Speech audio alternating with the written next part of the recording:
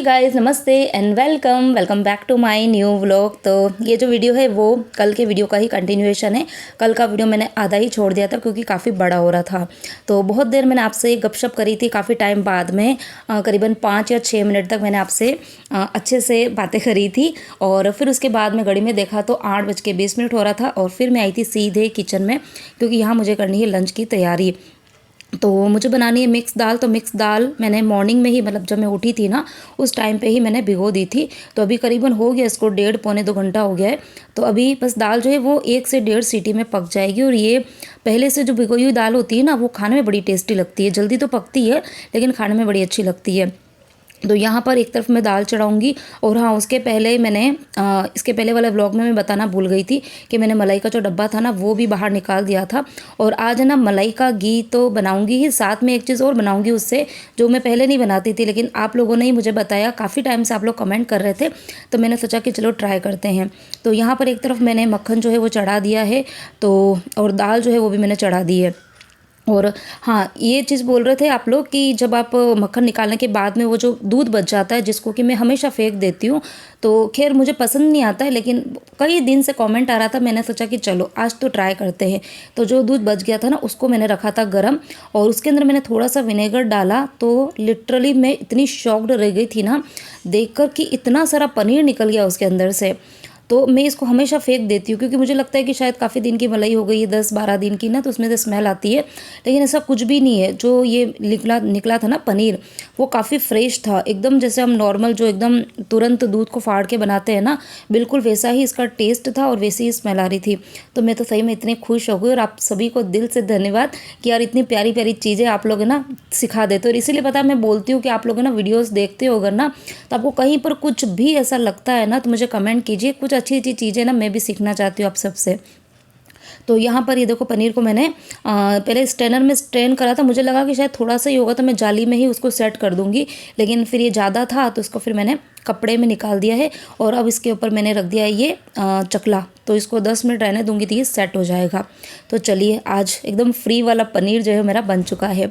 अब यहाँ पर दाल बॉईल हो रही है, तब तक मैं लगाऊंगी आटा। आटा मतलब आज रोटी नहीं बनने वाली, आज बनेंगे मक्की के ढोकले। सॉरी, ढोकले नहीं बनेंगे, आज बनेगी मक्की की बाटी। और ये बन रही मम्मी जी की डिमांड पर। मम्मी जी ने मुझे कल बोला था बनाने के लिए, लेकिन मैं शायद कुछ खाने की दूसरी तैयारी मैंने कर ली थी, उसके बाद उन्होंने मुझे बोला तो मैंने सोचा कि चलो उन्होंने बोला है तो फिर आज बना देते हैं। तो मक्की की बाटी और ढोकले में थोड़ा बहुत डिफरेंस होता है, अभी मैं आपको आगे बता दूंगी। तो यहाँ पर बस मैंने मक्की का आटा लिया था और बीच में बहुत सारा वीडियो मैंने रिकॉर्ड नहीं किया क्योंकि वही था कि लेट हो रहा था और फिर मुझे मंदिर जाना था।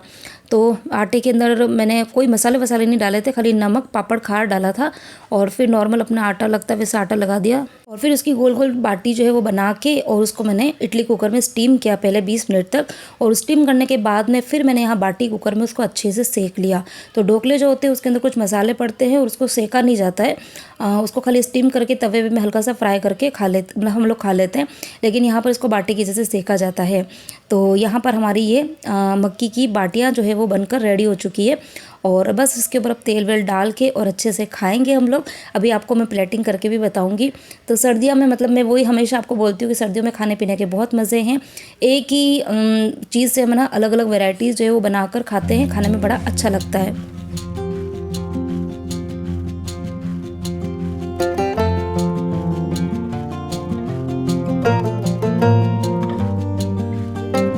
तो यहाँ पर खाना पीना सब कुछ हो चुका था और अभी टाइम बताऊँ तो आपको ना 11:10 का कुछ टाइम था। और बच्चे भी स्कूल से आ चुके थे क्योंकि आज बच्चों का लास्ट पेपर था।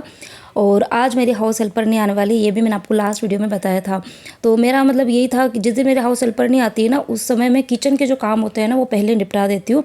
क्योंकि जिस दिन वो नहीं आती है ना, महीने में 2 दिन वो छुट्टी लेती है, उस दिन मैं ये सोचती हूँ कि काम जो है वो अच्छे से करूँ। तो इसीलिए खाना वाना सबका हो चुका है, अभी बच्चे बाहर बैठ के खाना खा रहे हैं। और मैं यहाँ पर ये एक दिन पहले मैंने बहुत सारे कपड़े धोए थे, बहुत ही सारे। तो सोचा कि पहले इन कपड़ों को ना फोल्ड कर देती हूँ क्योंकि इस रूम में ना सबसे ज़्यादा जो मुझे बिखेरा दिख रहा था इन कपड़ों का ही दिख रहा था। और लिटरली इनको मुझे समेटने में टाइम भी लगा था, करीबन 20 मिनट तो इनको समेटने में लग गया था मुझे। तो यहाँ पर बस कपड़े जो है फोल्ड करके इनको अपनी जगह पे लगाऊंगी और फिर उसके बाद मैं अच्छे से डस्टिंग करूँगी यार। सबसे पहले तो मुझे जाले लेने हैं सब तरफ से, तो जाले लूँगी और उसके बाद में इस रूम की अच्छे से क्लीनिंग करने वाली हूँ, क्योंकि बीच वाले रूम में तो बाबूजी सो चुके हैं तो वहाँ तो मैं कुछ नहीं कर पाऊँगी। और हॉल में मम्मी जी भी लेटे हुए हैं, तो वहाँ पर भी देखते हैं कि अगर वो जग रहे होंगे तो फिर वहाँ पर भी अच्छे से काम मतलब साफ़ सफाई करूँगी सोफ़ा वगैरह हटा के। और अगर वो सो जाएंगे तो फिर वो काम भी मेरा रह जाएगा। लेकिन हाँ, इस रूम में तो बच्चे तो सो चुके हैं। देखो यहाँ पर मतलब इतनी थकान हो रही थी ना, और बहुत दिन से उनके एग्ज़ाम चल रहे हैं, तो मैंने उनको बोला था कि काम करो, आज एक छुट्टी तो हो गई है, एग्ज़ाम मतलब ख़त्म हो चुके हैं। तो उनका मन था कि मम्मी आज सोएंगे नहीं, हम सिर्फ टीवी देखेंगे। लेकिन थोड़ा सा मैंने उनको डांट के सुलाया है कि नींद अच्छे से पूरी कर लो, 2-3 घंटा सो जाओ, फिर टीवी तो तुमको देखनी है। तो यहाँ पर मैंने दोनों बच्चों को सुला दिया है और अब मैं अकेले अकेले अच्छे से काम कर रही हूँ। तो डस्टिंग मैंने इस रूम की कर दी थी अच्छे से। अब मैं सबसे पहले झाड़ू लगाऊंगी, उसके बाद लगाऊंगी पोछा। और अब इसके बाद में मैं आपसे मिलूंगी ना नेक्स्ट डे मॉर्निंग, क्योंकि उसके बाद में मैंने ना कुछ भी रिकॉर्ड नहीं किया, क्योंकि काम करते करते से ही ना मुझे काफ़ी लेट हो गया था। अकेले अकेले मतलब खुद से काम करते हैं ना जब, तब है ना टाइम लग जाता है। बाकी मेड आती है वो तो पता ही है कितनी देर में करके चली जाती है। मैंने आराम से काम किया। और सबसे बड़ी बात थी कि ना खाना पीना सबका हो चुका था और जेंट्स भी शॉप पे चले गए थे, बच्चे सो गए थे, तो फ्री थी एकदम। तो फिर मैंने आराम से काम किया, तो मुझे काफ़ी देर लग गई थी, तो इसलिए मैंने आगे कुछ भी रिकॉर्ड नहीं किया।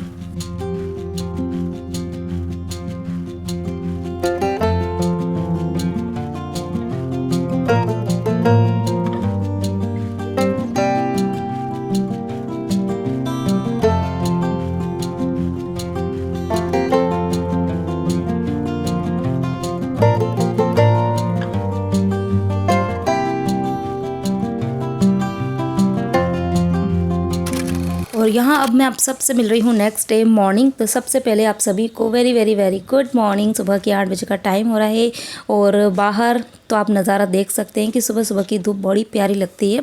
और बहुत जगह पे पता है बारिश हो रही है, और कहीं कहीं पर तो हमारे राजस्थान में तो इतनी कड़ाके की ठंड हो रही है। लेकिन हमारे यहाँ पर तो मौसम अच्छा है, काफ़ी ठीक है। मतलब अच्छा तो क्या कह सकते हैं, सुबह सुबह तो फिर भी थोड़ी बहुत ठंड लगती है, लेकिन दिन के टाइम पे तो इतनी गर्मी होती है ना, इतनी गर्मी होती है कि पंखा मतलब 5 पे मुझे चलाना होता है। दिन को सोते हैं ना तो पंखा पूरा 5 पे चालू करके सोते हैं। तो यहाँ पर अभी 8 बजे का टाइम हो रहा है। सुबह मैं उठ गई थी टाइम से ही, फिर बच्चों के एग्ज़ाम ख़त्म हो गए, स्कूल वगैरह उनको जाना नहीं था, लेकिन फिर भी वही है कि अब आदत हो गई ना तो नींद खुल जाती है। तो 5:30 बजे उठ गई थी और सुबह सुबह के जो मेरे काम थे वो सब करके फिर मैं भी नहा के निकली हूँ। और आज ना मैं दिमाग से बिल्कुल निकल गया था कि कुछ कपड़े जो मुझे हाथ से धोने हैं ना, वो उनको मुझे भिगोना था। अगर मैंने सुबह भिगो दिए होते ना तो फिर मैं धो देती थी, मेरे दिमाग से निकल गया। तभी बस मैं नहा के निकली तो मुझे याद आया। तो इन कपड़ों को मैंने अभी भिगो तो दिया है, लेकिन अब धोने का काम दिन के टाइम पे होगा, क्योंकि अब इसके बाद में तो बहुत सारे काम होते हैं। अभी बाहर थोड़ा बहुत मैं डस्टिंग वस्टिंग का काम कर रही हूँ, फिर इसके बाद मैं किचन में जाऊँगी, खाने का काम करूँगी, उसके बाद में मंदिर जाएंगे। तो फिर इन कपड़ों का तो टाइम मिलता ही नहीं। या तो मैं सुबह धो दूँ तो ठीक है, अगर सुबह अगर रह जाता है ना तो फिर वो काम मेरा दिन को होता है।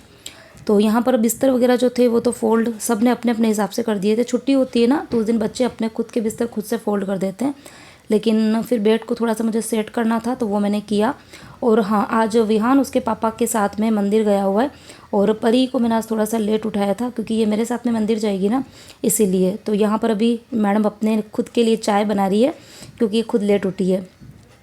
और ये कल शाम को मैंने तेल का डब्बा बिल्कुल ख़त्म हो चुका था, तो ये मैंने जियो मार्ट से ऑर्डर किया था। तो आप कोई पूछ रहे थे कि श्रद्धा तेल कौन सा खाते हो, तो वो ये कि चेंज करते रहते। इस बार मैंने धारा का ग्राउंडनट ऑयल मंगाया है। वैसे सही कहूँ तो ना आजकल ये ग्राउंडनट ऑयल ही आ रहा है, क्योंकि फ़िल्टर ऑयल मंगा रही हूँ और फ़िल्टर ऑयल के अंदर ये सनफ्लावर ऑयल और ये तो पता नहीं, मुझे ऑनलाइन तो दिखते ही नहीं है। आप लोग मुझे सजेस्ट करना कि कौन सा तेल जो है वो खाना चाहिए, बड़ा कन्फ्यूज़न रहता है। बाकी ऑलिव ऑयल जो होता है ना वो तो बेस्ट होता है, लेकिन यार वो बहुत ज़्यादा कॉस्टली आता है, बहुत ही ज़्यादा। मैंने देखा था 2 या 2,500 का कुछ 5 लीटर आता है वो। देखेंगे, सोच रही हूँ कि रेगुलर जो सब्जियां वगैरह बनती है ना उसके लिए तो हम ये खा सकते हैं ऑलिव ऑयल। बाकी यदि हमको कभी कुछ चीज़ें फ्राई करनी है तो उसके लिए फिर हम नॉर्मल जो ये फ़िल्टर ऑयल होता है उसका यूज़ कर सकते हैं। तो कुछ ना कुछ यार लाइफ स्टाइल में चेंज लाना बहुत ज़रूरी है, क्योंकि आजकल इतनी चीज़ें सुनने में आ रही है ना, इतना मतलब ये हार्ट अटैक, हार्ट स्ट्रोक्स, ये सब चीज़ें बच्चों में इवन आती है ना। अभी बीच में एक केस हुआ था अहमदाबाद वाला ना, वो सुन के तो सही में यार रोंगटे खड़े हो गए थे। मतलब इस तरह की न्यूज़, एक छोटी सी बच्ची 8 साल की स्कूल गई है और पूरा बाकायदा वीडियो देखा था मैंने, और वहाँ पर उसको हार्ट अटैक आया। लिटरली इतना सोच के ना एकदम रूह काँप जाती है। तो मतलब हमारा खुद के ऊपर भी ध्यान देना ज़रूरी है, बच्चों पर भी ध्यान देना ज़रूरी है। और ज़्यादा से ज़्यादा कोशिश कीजिए कि बच्चों को बाहर की चीज़ें, बाहर के जो फ्राइड फूड होते हैं ना, वो तो बिल्कुल मत खिलाइए, क्योंकि बाहर का जो खाना होता है वो तो सही में बहुत अनहेल्दी है। वो बिल्कुल जो कौन सा तेल होता है ना, पता नहीं कौन सा वाला, पाम ऑयल होता है, हाँ, उसमें चीज़ें फ्राई करके देते हैं, जो कि हमारे हार्ट के लिए बहुत ही ज़्यादा गंदी, बहुत ही ज़्यादा गंदी है। और बाकी प्लास्टिक के जो कंटेनर वगैरह होते हैं, जिनका यूज़ हमको करना ही नहीं चाहिए बिल्कुल भी। किचन में भी कोशिश कीजिए कि जो ये एल्यूमिनियम के बर्तन वगैरह होते हैं ना, उनको धीरे धीरे कम कीजिए। मेरे पास में पहले सारे जो कढ़ाई वगैरह थी ना, वही थी, कुकर भी वो थे। धीरे धीरे अब मैं भी चेंज कर रही हूँ। सारी चीज़ें एक साथ कम करना पॉसिबल नहीं होता है, हटाना मतलब, क्योंकि हमारी बहुत सारे उसमें पैसे भी लगे होते हैं, बहुत सारी मेमोरीज भी होती है, बहुत सारी चीज़ें होती है, तो हम धीरे धीरे चीज़ों को कम कर सकते हैं। तो मेरे पास में पहले सारे कुकर वही थे, उसके बाद में मैंने एक एक करके 3 कुकर में स्टील के लेके आई हूँ। और कढ़ाई जो है वो भी मेरे पास में स्टील की भी है, कास्ट आयरन की भी है, और कुछ ये भी है। तो कभी कभी इसमें खाना बनाती हूँ, कभी स्टील वाली में बना देते हैं, कभी कास्ट आयरन वाली उसमें बना देते हैं, तो इस तरीके से करते हैं। तो यहाँ पर बस मैं फटाफट से लंच की तैयारी कर रही हूँ। लंच के अंदर एक तो चने की दाल मैंने चढ़ा दी है, और साथ में मैं बनाऊँगी मोगरी की सब्ज़ी। तो मोगरी मम्मी जी ने कल शाम को ही साफ़ करके रख दी थी, तो उसको मैंने लगा दिया है तड़का। अब यहाँ पर ये चने की दाल जो है ना, वो मैं बिल्कुल हमारे ऑथेंटिक तरीके से मैं बना रही हूँ। तो तेल के अंदर मैंने बड़ी वाली इलायची जो होती है ना, वो डाली है, छोटी वाली नहीं, बड़ी वाली आती है ना, वो वाली इलायची डाली है, और एक सिनेमन स्टिक डाला है, और 4 से 5 काली मिर्ची डाली है, 2 से 3 लौंग डाल दिए हैं, और उसके बाद में थोड़ा सा हींग डाला है, जीरा, राई ये डालेंगे। तो ये जो दाल बनती है ना, वो हमारे वहाँ पर राजस्थान में, मतलब उदयपुर में तो ऐसा है कि जहाँ पर भी शादी होती है ना, तो ये दाल तो बननी ही बननी है, कुछ भी स्किप हो जाए बट चने की दाल तो बनेगी ही बनेगी। फिर उसके बाद में मैंने डाल दिए हैं यहाँ पर 3 तेज पत्ता। तो जो भी बड़े वाले जो खड़े मसाले होते हैं ना, वो मैंने सारे पहले डाले थे, और उसके बाद में राई जीरा जो था वो मैंने बाद में डाला था, क्योंकि ये बहुत जल्दी जल जाते हैं ना, इसीलिए। और ये सब चीज़ें जब अच्छे से भून जाएगी, तो उसके बाद में फिर मैंने ये जो करी पत्ते मेरे पास में सूखे हुए थे, उसको मैंने हाथ से ही क्रश करके डाल दिए। आप फ्रेश वाले हो तो वो भी डाल सकते हो। और फिर मैंने डाली थी यहाँ पे 2 हरी मिर्ची। तो बहुत सारे मसालों के साथ में ये दाल बनती है, और इतनी टेस्टी बनती है। और जब ये दाल उबलती है ना, तो पूरे घर के अंदर खुशबू आती, पता चल जाता है कि आज चने की दाल बनी है। तो एक बार आप लोग इस तरीके से बना के ट्राई करना। अगर नहीं पसंद आती है चने की दाल ना, तो इस तरीके से बनाओगे तो बच्चे भी बड़े शौक से खाएंगे। और उसके बाद में फिर डालेंगे इसके अंदर मसाले। तो धनिया पाउडर डाला है मैंने, लाल मिर्ची डाली है, और हल्दी डाली है, और डायरेक्ट मैंने तेल में ही डाल दिया है। तेल को मैंने बहुत तेज़ गर्म नहीं रखा हुआ है। अगर एकदम तेज़ गर्म हो ना, तो आप तुरंत पानी डाल दो, क्योंकि मसाला फिर जरा भी जल जाएगा ना, तो वो सब्ज़ी का कलर और टेस्ट दोनों बिगड़ जाते हैं। देन उसके बाद में मैंने उसमें टमाटर डाल दिया था, और थोड़ा सा नमक डाल दूँगी ताकि फटाफट से टमाटर गल जाए। तो बस ज़रा सा पानी डाल के मसाले को अच्छे से भूनना है, और तुरंत मैंने ढक दिया था, ताकि बिल्कुल भी फ्लेवर जो है ना वो वेस्ट नहीं होना चाहिए, उड़ना नहीं चाहिए। ढकने से क्या होता है कि एक तो आसपास की टाइल्स भी ख़राब नहीं होती है, और पूरा फ्लेवर जो होता है ना वो कढ़ाई के अंदर ही रहता है, मसाले के अंदर। तो यहाँ पे देखो ये टमाटर अच्छे से पक चुके थे, तो उसको मैं ना चम्मच की हेल्प से अच्छे से मैश कर रही हूँ, क्योंकि दाल में फिर वो टमाटर के टुकड़े बीच में आते हैं ना, तो बच्चे निकाल देते हैं। तो यहाँ पर देखो मैंने चम्मच से अच्छे से इसको घुमा दिया है, ताकि वो मैश हो जाए। तो यहाँ पर हमारा दाल का बहुत ही अच्छा टेस्टी वाला मसाला बनकर रेडी हो चुका है। और अब इसके अंदर डालूँगी पानी, और जब पानी में उबाल आ जाएगा ना, तो उसको मैं डाल दूँगी दाल के अंदर। तो इस तरीके से एक बार दाल बना के ज़रूर ट्राई करना, अच्छी लगती है चावल के साथ में। चावल भी मैं बनाऊँगी, क्योंकि ये दाल जो है वो चावल के साथ में, स्पेशली जो ये होते हैं ना मटर के पुलाव, वाइट वाला पुलाव, शादियों में जो बनता है पुलाव, उसके साथ में तो बहुत अच्छा लगता है। खैर मैं चावल ही बनाऊँगी आज तो, लेकिन हाँ पुलाव के साथ में बहुत ही टेस्टी लगती है। और यहाँ पर ये मोगरी 50% पक चुकी थी, तो अब इसके अंदर मैं डालूँगी मसाले। तो मसाला में धनिया पाउडर जो है वो थोड़ा सा मैंने ज़्यादा डाला है, क्योंकि मोगरी में ना धनिया के पाउडर का बहुत ही अच्छा टेस्ट आता है, तो थोड़ा सा मैंने ज़्यादा डाला था। और हल्दी भी ज़्यादा डाली है, बाकी लाल मिर्ची जो है वो तो टेस्ट के अकॉर्डिंग। खैर हमारे यहाँ पर सब्जियाँ सब तीखी खाते हैं, आप लोग कमेंट भी करते हो कि श्रद्धा मसाला बहुत ज़्यादा डालते हो। तो हमारे राजस्थान में खाना तीखा ही खाया जाता है। अगर फीका खाना बनाएंगे ना तो कोई नहीं खाएंगे, वन बच्चे भी नहीं खाते हैं। तो यहाँ पर ये देखो, मतलब मसाले मैंने डाल दिए, इसको बस मैं हिला दूँगी। और अब इसको ना ढकने की ज़रूरत नहीं है, क्योंकि ये ऑलरेडी मतलब 50% पक चुकी थी। और मसाला डालने के बाद में बस इसको खुला ही मैंने छोड़ा था, और 3 से 4 मिनट और पकाया। तो यहाँ पर ये मोगरी की हमारी सब्ज़ी बनकर रेडी हो चुकी है। और दाल जो है वो मैंने अभी बीच में देखी, तो मुझे लगा कि थोड़ी सी वो कच्ची है, तो बस मैंने उसके लिए फिर से चढ़ा दी है। और तब तक मैं यहाँ पर आटा लगाने की तैयारी करूँगी।